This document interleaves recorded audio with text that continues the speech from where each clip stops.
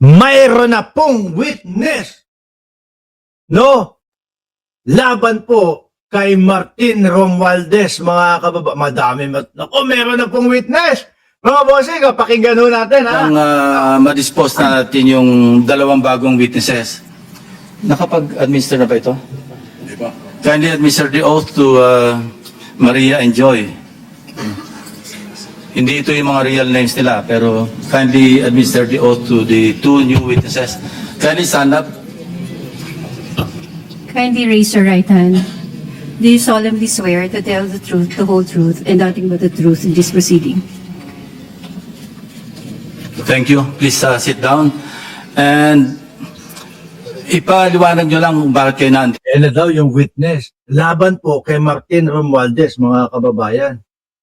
Ito na daw ho yun. Ditong dalawa. Kayo na yung magkwento. Sige.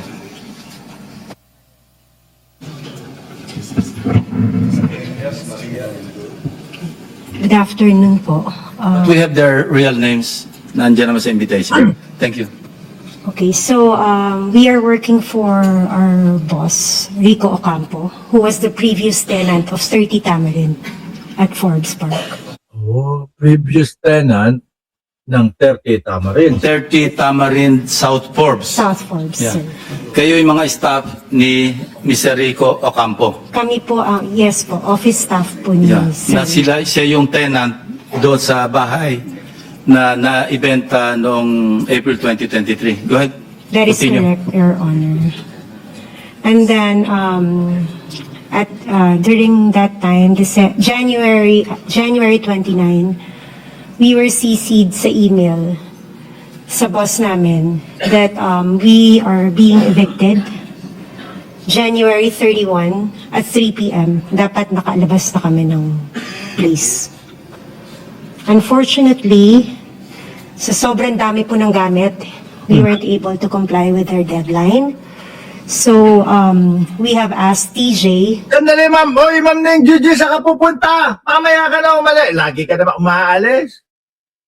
No, dito ka muna mamaya na. Ito merong witness laban kay Martin Romualdez. Sabi ni Shiva Kasaki, live? Oh, pakinggan na natin. Oh, yung witness, laban daw po kay Martin Romualdez. TJ Conti, who is the broker from Turnkey Properties. Nakipag-coordinate po kami to have an extension. And we were given until February 3, I think. To, that was already 2024 po. And eventually you were evicted. And who informed you that you were being evicted? Ah, evicted. Natanggal sila. Dating tenant na natanggal. We were informed by our boss po. It was parang email po ng law firm. And then sinisi po kami ng boss namin for us to be aware that we have to leave the place by January 31, 2024 at 3 p.m. Yeah, I was able to talk to your boss, si Mr. Rico Ocampo.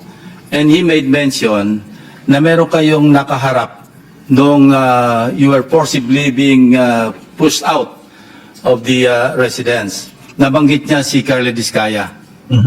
Would you confirm that? That was February 1 po. Yeah. TJ Conti, he introduced us to the contractor, but he didn't mention the name. Yeah. But how did you know that that contractor being referred to by TJ Conti is actually Mr. Discaya? Well, actually, sir, we already mentioned to our boss nung lumabas yung mukha po ni Mr. Discaya. Nasabi ko, Saan lumabas ang sa mukha? TV po, when the flood control project is being brought up. No? During the hearings. Yes, during the hearings. Okay, sabi so- ko sa boss ko, sorry about that. Sabi ko po sa boss ko, tsaka sa colleague ko, tingnan nyo nga, ma'am, tingnan mo pong maigi itong mukha na to. Hindi ba ito yung contractor na pinakilala sa atin ni TJ Conti? Oh, ay. And then we both agreed na siya nga. And he was physically there. He was physically there. How long did you talk to Mr. Diskaya? It's less than 5 minutes po, pero kasi natandaan namin siya because he was the one manning the people na sinabihan pa na tulungan kami para mapabilis yung pag-move out namin. Kindly narrate the conversation that took place between you and Mr. Diskaya at that point in time. Okay, during February 1 po, So, kwentuhan pa lang to. Kwentuhan pa lang. Hinihintay ko kung maglalabas sila ng dokumento, etc. No, na magsusuporta at magpapatibay. O yung mga tipong mga CCTV camera na magpapatunay doon sa sinasabi it nila. was just a short introduction by TJ Conti. He mentioned that he is the contractor. And then, February 2, medyo nagtagal po kasi nakiusap na nga kami na we really cannot matanggal lahat ng mga gamit dahil sa sobrang dami. And he also mentioned to us na contractor ako dito eh. Meron din kaming deadline. And then we both asked baka pwede po namin pakiusapan yung may-ari, yung bagong nakabili ng bahay. Okay? And then he also mentioned that si Romualdez ang nakabili. And then after po nun, That's according to Mr. Diskaya. that is according Okay. to the contractors. Now, nandito tayo ngayon sa pagdinig, ano? Kung Sandali. Ang sinasabi nila dito, no, parang ang gusto nila sabihin, is si Romualdez ang nakabili nung bagong bahay. At ang contractor, kaya minamadali sila, ay si Diskaya.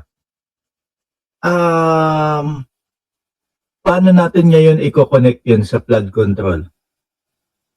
Gusto ko lang malinawan. Medyo malayo ako eh. Medyo paano natin i-connect yun sa flood control at paano natin i-connect yun sa mga ghost project? Si Diskaya, contractor talaga. Si Martin Romualdez, may kakayanan naman bumili ng isang bahay.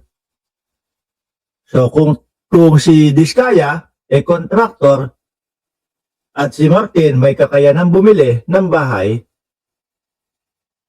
kung sakali yun naman, papatulan natin yung sinasabi nila, ano ang connect nito sa flood control? kita niyong personal Ano ang connect nito sa ghost project?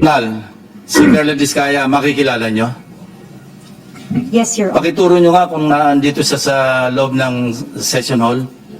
Lapitan niyo na lang kung sino dyan sa among the resource persons. Hindi, lapitan mo na lang at hawakan mo lang sa balikat, hindi magagalit yan. Your Honor, pwede po bang... You will be recognized later. Okay. No? Tuloy lang natin itong proceeding muna.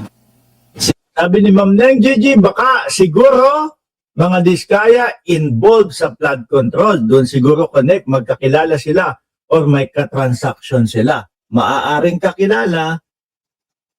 Kung magkakilala man, ibig sabihin yung nakakilala, sangkot na sa flood control at doon sa ghost project.